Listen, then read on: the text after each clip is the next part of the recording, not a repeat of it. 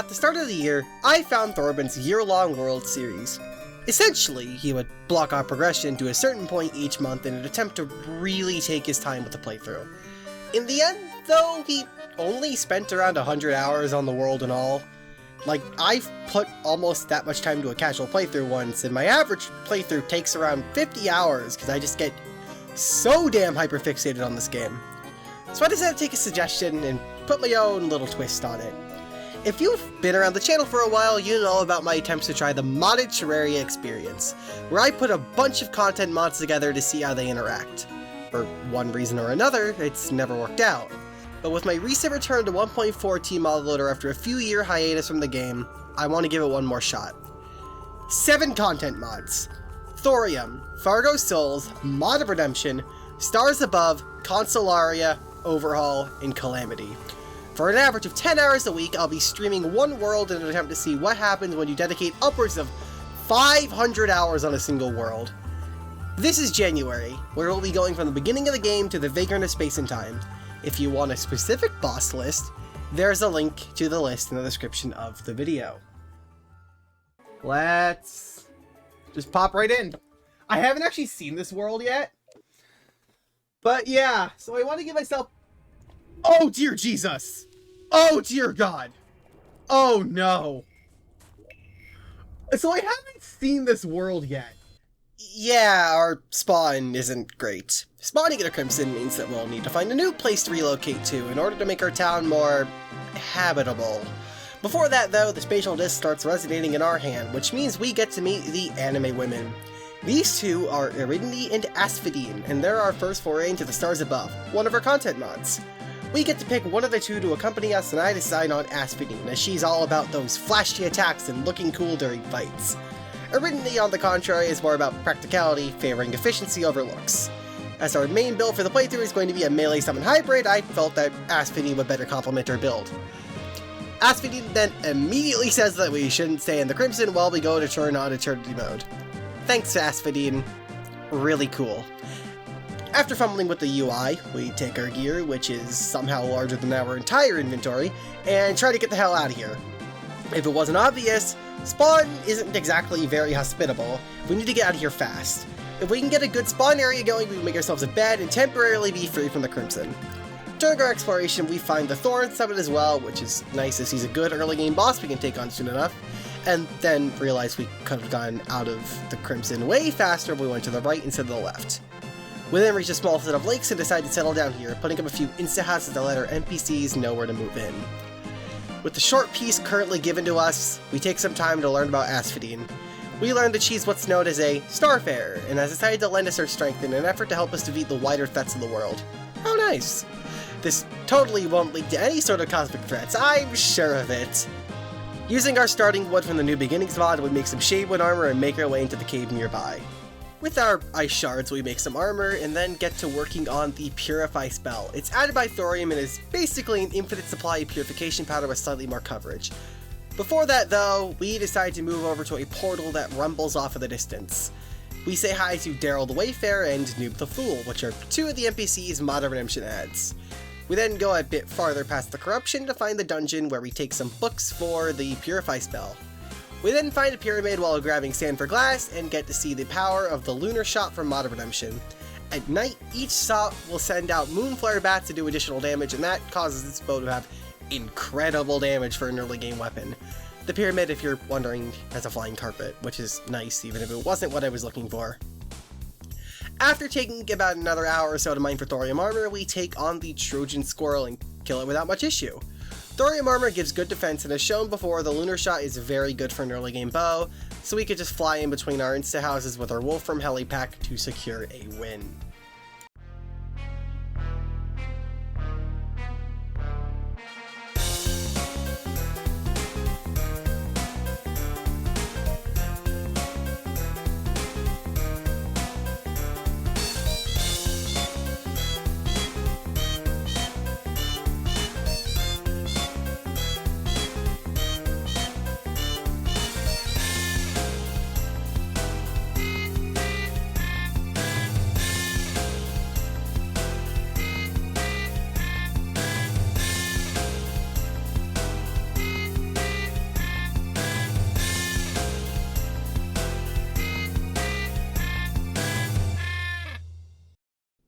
then proceed to do the Graveyard. Not really anything to talk about, I just really love the Graveyard. We then get hit with the Slime Rain and somehow spend the entire day fighting it before running into and killing King Slime. I don't think you need some large synopsis on how it went. Even in attorney mode, this fight's a bit of a joke. That morning we fought another, significantly funnier joke, the Pal King. It's a fun fight, but not anything we were already extremely overprepared for, so it went down swiftly, as well as the event right afterwards. Next boss on the chopping block is another bird, the Grand Thunderbird. So we make a summon and spawn it right before nightfall, because I spent all day grinding for talons. It's one of the only bosses that the Thorium Bosses Reworked mod hadn't yet updated, so it wasn't too hard to just shotgun the bird to death, netting us another relic. We then fought it twice more for some more drops, but it hit night before we could spawn the fourth, and then proceeded to die to a sand elemental.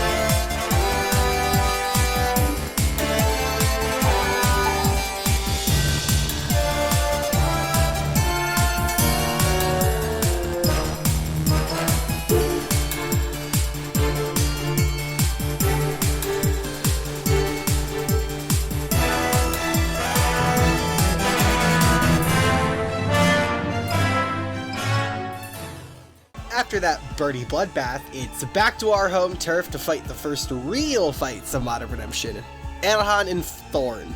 Even though we want to go on a good route this playthrough, fighting Erhan doesn't take away many good boy points if you spare him instead of killing him, so he's fightable without compromising our goals.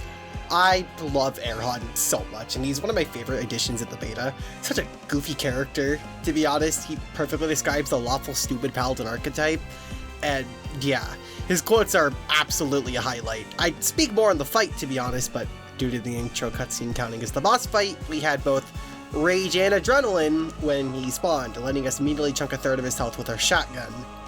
I think you know how that ended. Thorn, on the other hand, had next to no changes in the beta aside from his design. As such, this fight I was basically able to face tank without much issue. The Bind Clinch, I don't know how to pronounce it, I'm so sorry, wasn't helping his case either, as it dished out pretty decent damage for the early game.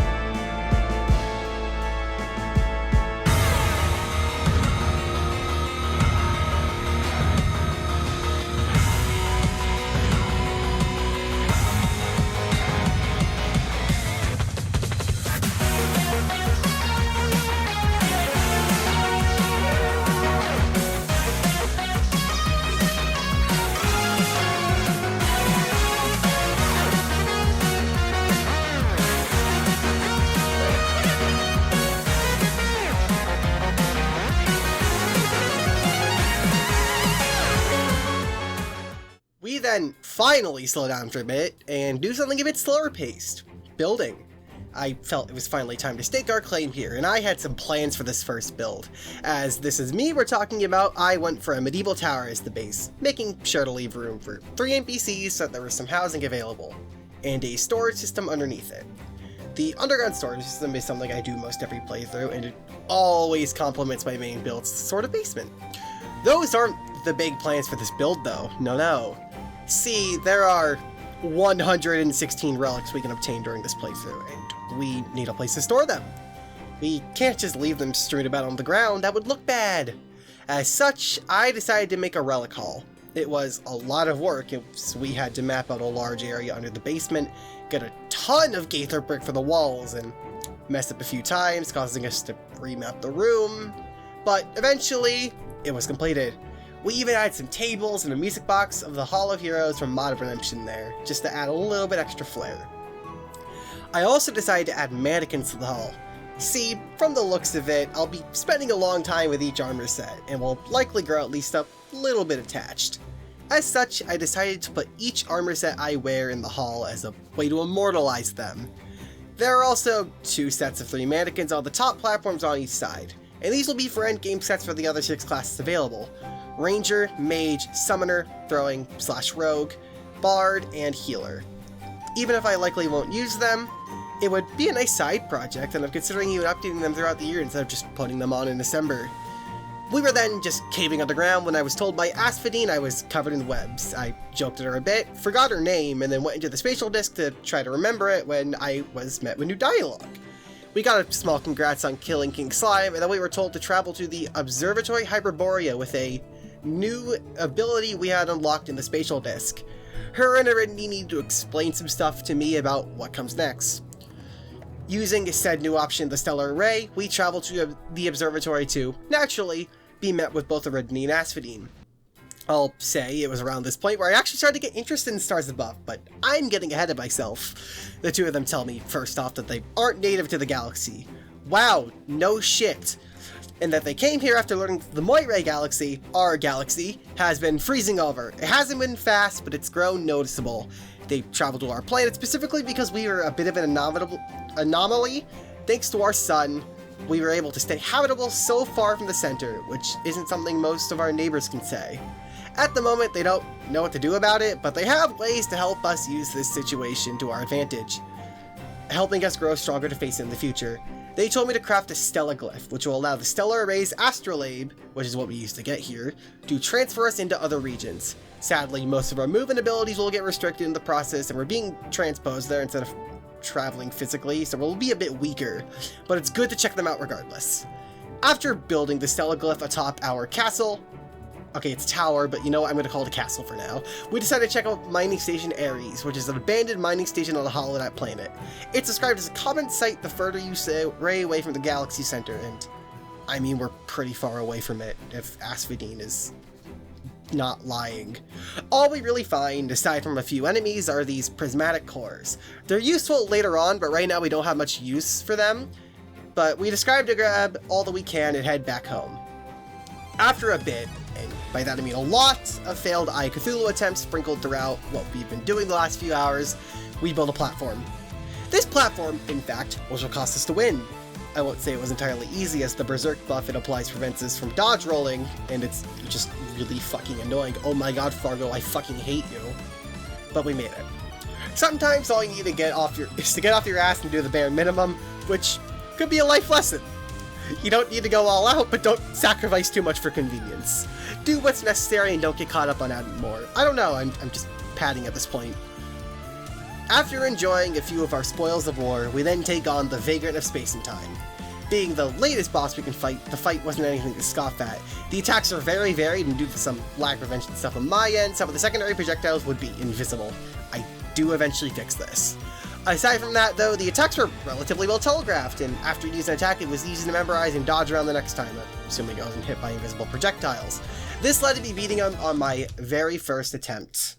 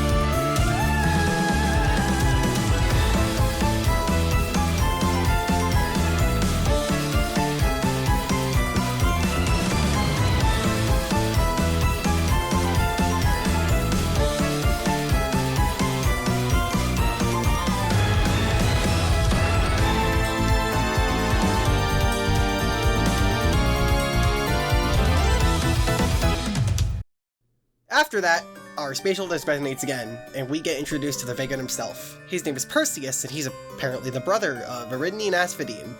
He told us he was testing us, and there's another threat involving another starbearer, which is what we are, who use their starfarer to torment people on a cosmic scale under the pretense of doing good. As it stands now, we're far too weak to fight them, but Perseus sees potential and tells us he'll contact us again in the future. He leaves us with a new power as he departs, a stellar nova. It's an ace up a starbearer's sleeve that calls upon their starfarer for a powerful attack. Think a Final Smash, but with less spectacle. The one he gave us is called the Prototokya Aster, which summons up to 3 gigantic swords with massive pierce and high damage, just like the Demi-Prototokya attack that the Vagrant does. They can be a bit finicky to aim at times with their slow wind-up, but they can be devastating when used properly. I sadly didn't use a bunch on the stream, as I thought they were sapping my health during bosses. Turns out I had the normality relocator keys that do the same thing, and during boss fights it saps your health when you use it thanks to Fargo. This led to taking lots of unnecessary damage during fights. That's actually about the end of the first week, to be honest. In the last hour or so, we killed the Eye Cthulhu, getting both its weapons, the Leech Cthulhu and the Tearshot Cleaver, and then we tried to fight the Vagrant but kept failing due to the aforementioned health sapping of our Stellar Nova, and died of Desert Scourge. I also want to point out before we continue that there won't be as much to say about the other weeks. We got most of the fight done on week 1, so most of the rest of the week is slower paced. Expect a lot of building.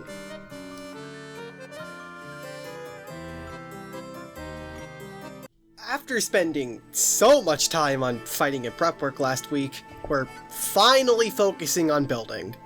We started with some slight tidying up at the base and building a merchant shack, as well as some small roadways to help add some light infrastructure to what I'm considering our capital.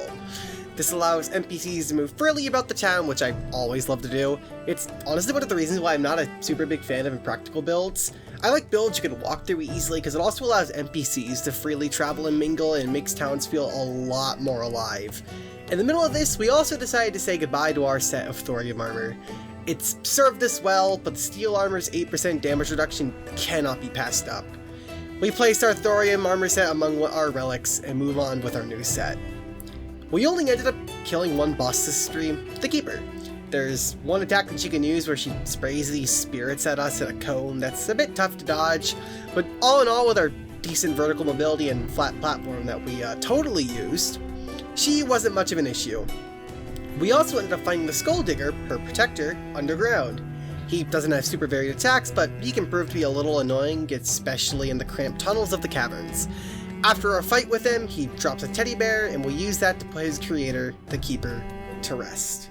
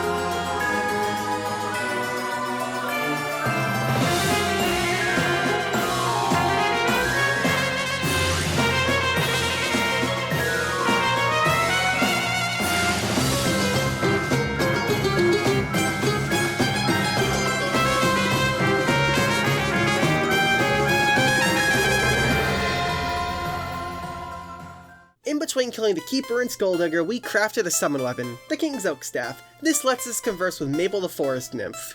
We agreed to give her a living wood home by our lake, and because I didn't just want some small house in the middle of our capital, I decided to give some room for the squirrel and the lumberjack. We then, afterwards, decided to build a blacksmith shop for the smith right next to the main house and the merchant shop.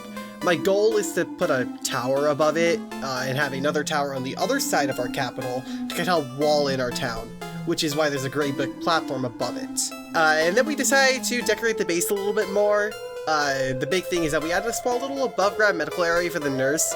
Her pathing is weird, she doesn't go downstairs at all. So I wanted to make her area a little bit homey since she's basically relegated herself to the top floor of my house at all times. After the stream, I then went around and placed insta houses for every single NPC based on their biome preferences. This allows me to have every NPC where they should be to help better visualize where I want to build each house. We likely won't be able to finish the housing for months, so this is necessary to get the later NPCs before, like, November. Starting off the stream, we decided to fend off a rogue acid rain and get the Jelly Priestess NPC. She basically just sells blocks and furniture from Calamity, which could be nice in the future. I had honestly just kept forgetting to take care of the acid rain, so I decided to just get it out of the way now. Afterwards, I got really distracted because a friend asked about the Stella Glyph. We decided to upgrade to show it off and go to a new place we hadn't before called Corvus. It's essentially a war zone now, since the planet was frozen, but it was fun to stab some enemies and bag some extra loot in the process. We then spent a while to try to get the Aegis Driver, one of the weapons from Stars Above. It throws a magical blade forward like a boomerang that hits enemies, and as you attack it charges up a meter that causes the next hit after it becomes full to cause an explosion, dealing more damage. Even though it's a mage weapon, you could still even use it without mana, albeit for less damage in size. We needed an enchanted boomerang for it though, so after getting unlucky with a bunch of crates, we decided to kill the Desert Scourge to craft it. With the Hallowed Handgrave, it didn't prove to be too much of an issue aside from the high damage of the worm. In Eternity mode, it gets a massive tornado that sucks you and blocks in towards the worm, and these deal massive damage. If you get hit by one, it can cause a chain reaction that causes you to keep getting hit by more and more blocks until dead. Despite our lack of arena, we actually managed to kill Scourge and add his relic to our collection. After realizing I messed up the placement of my relics, we'd have to reorganize all of them.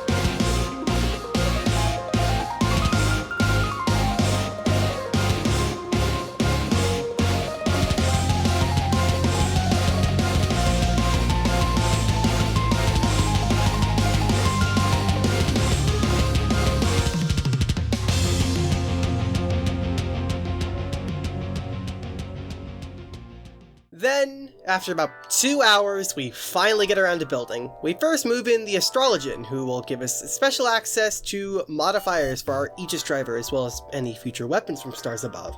We decide to try out the choice specs, which makes my damage higher in exchange for not being able to use other items for a few seconds afterwards.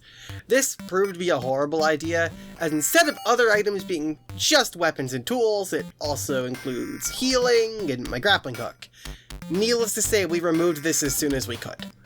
Afterwards, I make a floating island underneath my capital's bridge to house the zoologist and golfer, and then proceed to get the golfer and spend way too long farming score. In doing so though, I managed to find the abandoned lab, which will be very helpful in the April to May time frame. We then buy a bunch of the golfer's items and finish up the zoologist and golfer's house. To end off the stream, we make a small island that will eventually house the cobbler from Thorium, and build another one with a cabin for the old champion. Week 3 started off with a nice building stream where we actually built and didn't just farm golf score for 2 hours. Before the stream, I built an arena in the Crimson to save time in February, got a new weapon called the Trick Spin 2-Step, which acts as a summon damage yo-yo and a movement tool, and farmed the Vagrant of Space and Time for pets and the Ember Flask. The Ember Flask will heal you by 30% of your max HP one time in combat. It basically acts as one extra free heal, as the potion sickness on it is only 20 seconds. I then built some towers encompassing my main town and turned it into an arena as well. It will be my main arena for the playthrough, which eventually will have statues, heart lanterns, campfires, etc. Torch God got yeeted, because why not? And then I made a tavern in the snow section of our capital and moved the tracker into the bottom floor of it. The kitchen on the top floor stayed with the tavern keep, which will move in on February. Finally, we ended out the stream with a desert arena to help with things like offline grinding desert scourge drops, because I learned it has a plushie it can drop while looking at drops and boss checklist. During the building, I found a pyramid with a stand-up model, so for some reason I have 2 pyramids in my main desert. We finally did some enchantment grinding. If you've played Fargo Souls, you know that the Soul of Terraria, one of the 4 souls needed for the Soul of Eternity, requires a lot of enchantments that are meant to be gathered throughout the game. And now we're only missing the Gladiator and Jungle enchantments for every enchantment we can get in January is done.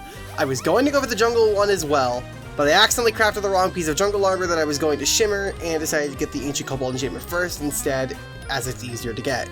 We also got most of the items we've obtained for the 4 class instances, such as the Snowball Cannon and 2 of the free boomerangs of the Trimarang. We then take some time to explore the Stellaglyph. This ranged from a planet covered in statues of circuitry, giving us an item that makes one of our weapons spray lightning on hit, to a planet described as so chalky that walking anywhere outside of the playable range would cause the planet to crumble into dust.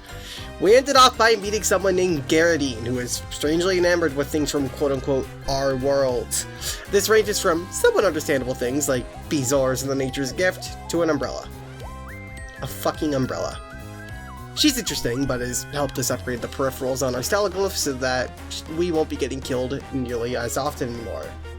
If you're curious, by the way, I checked after stream, and after we did the first 3, the next one is an actuator, which means that we're not going to be able to help her again until March. We love that.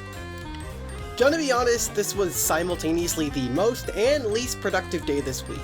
We started off by killing the giant clam, which was a huge letdown. It basically would only summon smaller clams and sometimes slam on me. I managed to build a fucking arena for this thing, and then went to fight the namesake of the stream, Crabulon. Thanks to Eternity Mode, Crabulon now gives low ground, which disables platform and grappling hook use, and I had a large 2-story arena made of platforms floating over a pool of water, made from the destroyed mushroom biome. I got close, but lost first try, before converting the bottom layer of platforms to mud and winning without too much issue. Okay, maybe a little bit of issue, I could barely tell what was going on. Just like the mushroom biome itself, Eternity Crabulon is like a fever dream.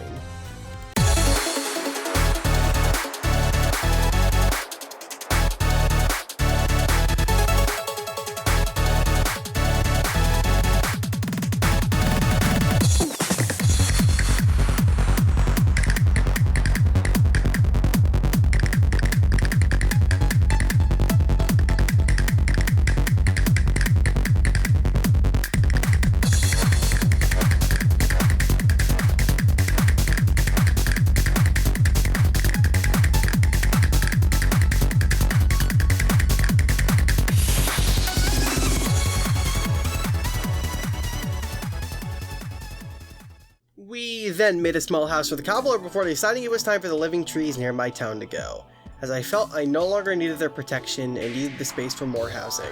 So that was a nice detour before the big event, Purification. That's right, I took my Purify spell to the Crimson, plaguing my spawn, and over the course of about 90 minutes, took almost all the Crimson that had the potential to corrupt my spawn point in pretty hard mode.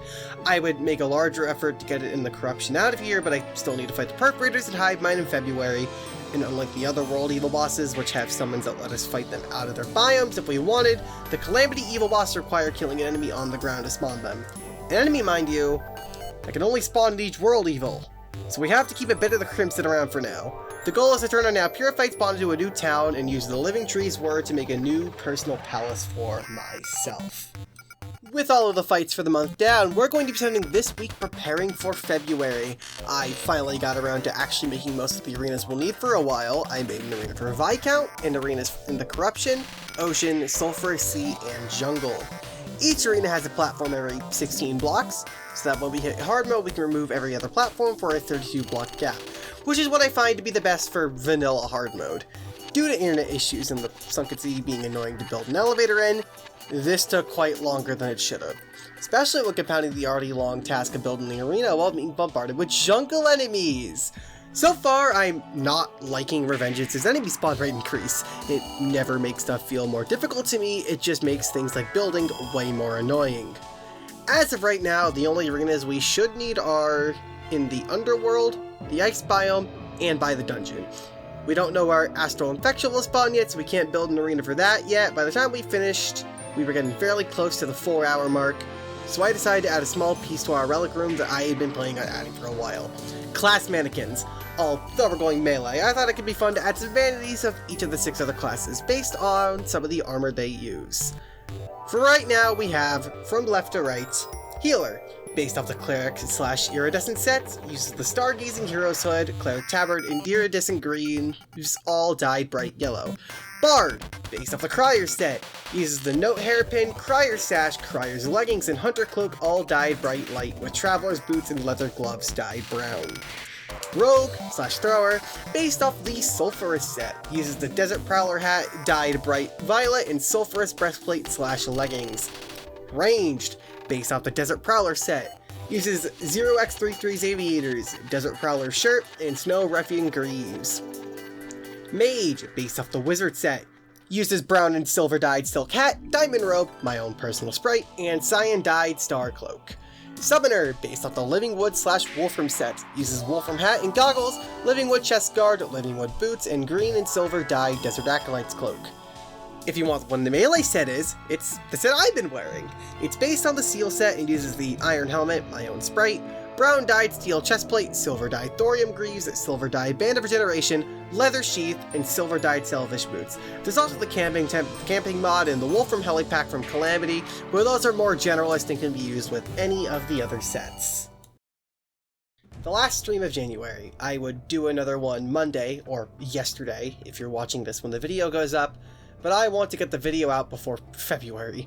We started with killing Crabulon a few times to get the pet from Calamity Vanities, and that led to me actually understanding the fight a little. I still don't have too much of an idea what's going on, because a lot of Crabulon's projectiles blend into the background, but I would focus on kiting him around the arena, making sure to roll or fly over him to switch directions.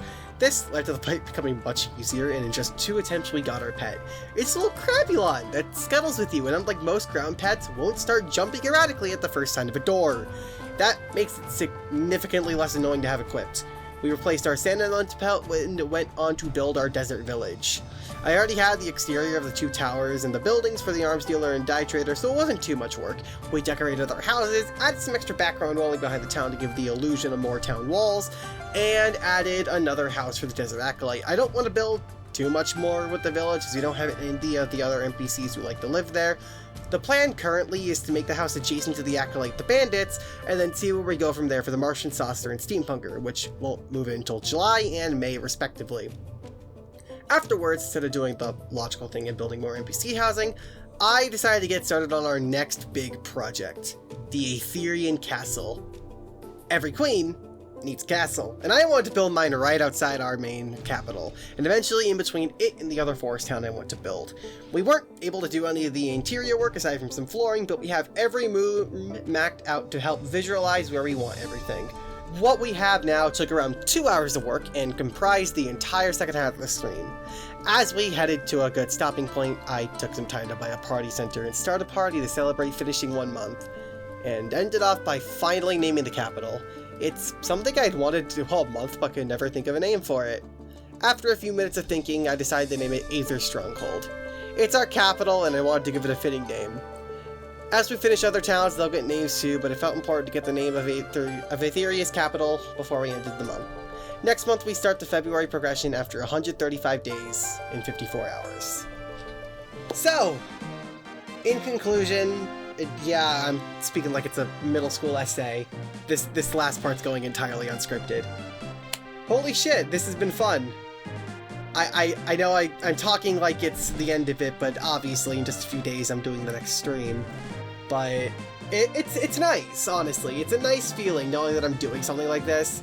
I have a horrible problem of never being able to finish something, so even just knowing that, if anything else, I've finished 1 month is great. We've done so much work so far, and we've got a really good world to show for it, but that doesn't mean we're done yet. We still have a lot of buildings we need to make. For one, we have more bosses to fight, more equipment to grab, all to work towards that end goal of playing on this world for a year. So, with that out of the way, hopefully you enjoyed. If you did, make sure to like the video. This actually does help. Subscribe if you're brand new to the channel. And if you're not new, why not consider joining my memberships? You get a couple of nice little things like seeing video stuff early, you get to watch the videos a day early, you get private live streams, and it'll even buy a small game of your choosing and play it on stream if you get the highest tier. Our first ever Aetherian Castellan, Toyu, asked me to play Fight Crab a few months ago, and as such, that was our first ever game we played for it. I'm going to be streaming this on Thursday to kind of get started with February, and yeah, hope to see you there. Thank you all so much for watching. This has been one hell of a ride this month. My name's been Rachel. You've been whoever the hell you are. See you all in the next video. Peace.